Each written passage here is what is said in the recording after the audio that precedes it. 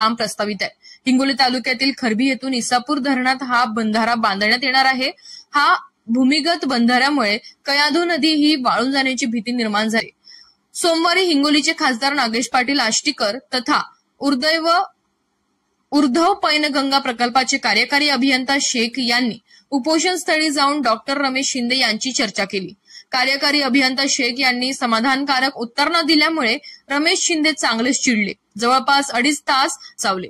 तूर्त येणाऱ्या 10 दिवसात संपूर्ण माहिती देऊन बैठक लावण्याच्या आश्वासना शेख यांच्या विनंतीला मान देत उपोषण सोडले। यावेळी खासदार नागेश पाटील आष्टीकर यांनी सांगितले की येणाऱ्या दिवसांमध्ये बैठक लावून सदर प्रकरण निकाली काढण्याचा प्रयत्न करू। तर उपोषणकर्ते रमेश शिंदे यांनी कार्यकारी अभियंता यांना इशारा देत सांगितले की हा बंधारा जर रद्द झाला नाही तर 10 दिवसानंतर पुन्हा याविषयी मोठं आंदोलन छेडू।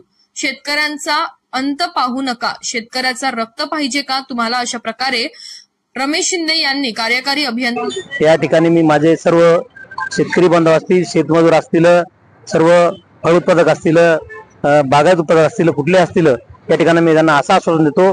या ठिकाणी मी स्थगित आंदोलन केले आणि या ठिकाणी माननीय खासदार साहेब यांनी आपल्याला सर्व मीडिया लाईव्ह मीडियासोबत आश्वासन दिले, जे काही कोर्ट न्यायालयीन लढाई असेल, शासन दरबार लढाई असेल, तुमच्या पाठीमागे आम्ही प्रत्येक क्षणी बोलल्या क्षणी तुमच्या क्षणी दिले।